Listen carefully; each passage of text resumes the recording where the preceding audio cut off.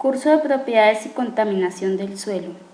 La siguiente presentación está enfocada en el estudio de un tipo de suelo donde se tuvo en cuenta su clasificación taxonómica, características y los posibles impactos que podrían generar un evento de contaminación por hidrocarburos. De igual manera, se presentará una alternativa para su remediación teniendo en cuenta las características encontradas. Diagnóstico del problema. En un sector del departamento del Bichada se han encontrado altas concentraciones de contaminantes de hidrocarburos que sobrepasan los límites máximos permisibles establecidos por la normatividad internacional.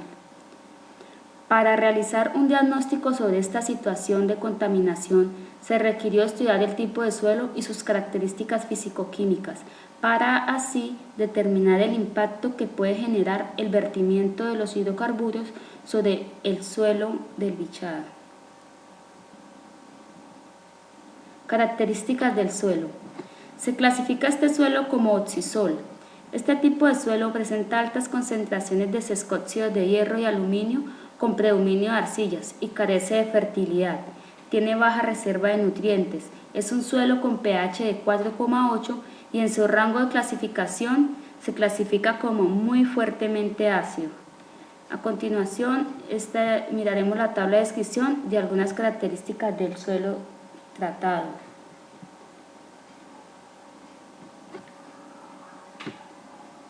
Clase textural. Tipo de suelo, arcillo-limoso. Este está situado en la categoría 1 de clase textural y como subcategoría se define como una textura fina. Este suelo posee características cualitativas como plasticidad, cohesividad. Este tipo de suelo tiene textura muy fina y usualmente forma terrones en estado duro y es muy plástico al mojarlo. El suelo del Bichada tiene 10% de arenas, 45% de linos y 45% de arcillas. Este cuadro lo utilizamos para la clasificación de las clases texturales. Características químicas. Las características químicas son clasificación según su pH, que sabemos que es una escala de 4,8, lo que indica que hay alta presencia de iones idóneos en libertad que aumentan el potencial de hidrogeniones. Contenido de materia orgánica.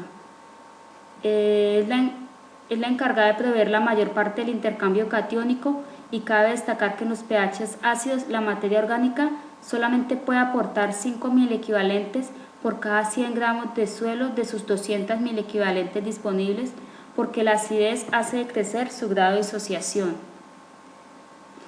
Acidez extrema.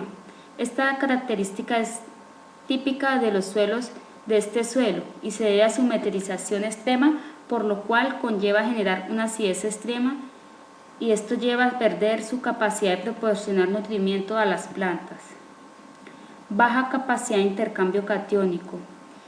Este suelo oxisol tiene una baja capacidad de intercambio catiónico. Decimos que la capacidad de intercambio catiónico es la capacidad que posee un suelo de absorber cationes intercambiables y es equivalente a la carga negativa del suelo. Esto se debe por las altas concentraciones de hierro y aluminio en estos suelos. Características del crudo.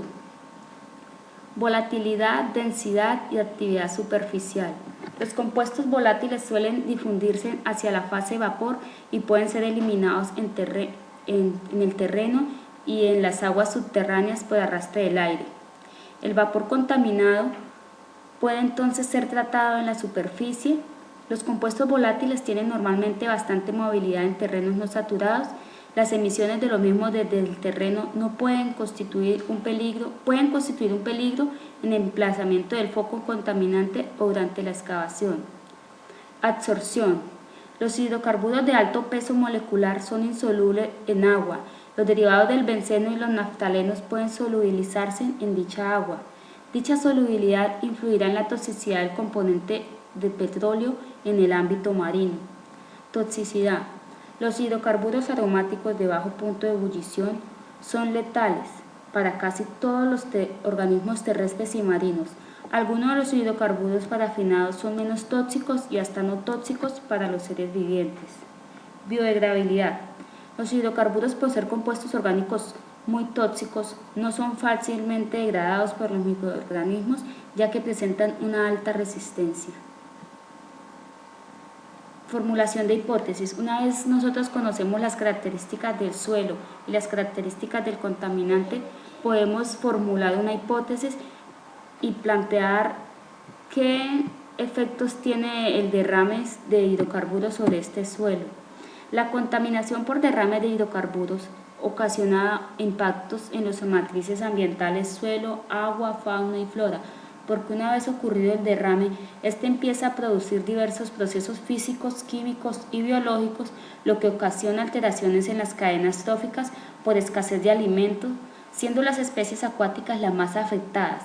Por otro lado, la flora se ve notablemente afectada por la alteración de su diversidad y pérdida de sus individuos.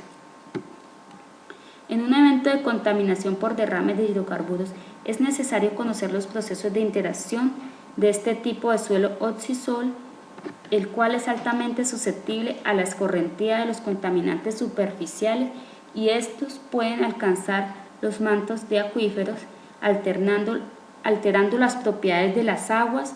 En este sentido, es necesario conocer los procesos de interacción y características del medio con las características de los hidrocarburos del sector, lo cual permite tomar apropiadas decisiones a respuestas por derrames de hidrocarburos. Propuesta de solución al problema de contaminación. Como propuesta de solución al problema de contaminación tenemos la extracción de vapores del suelo, proceso de descontaminación físico, químico o biológico. Este proceso consiste en generar un vacío en la matriz del suelo en la que la corriente del aire resultante arrastra los contaminantes. Estos pueden ser usados como una emisión gaseosa, los cuales son inyectados a niveles profundos y venteados a la atmósfera.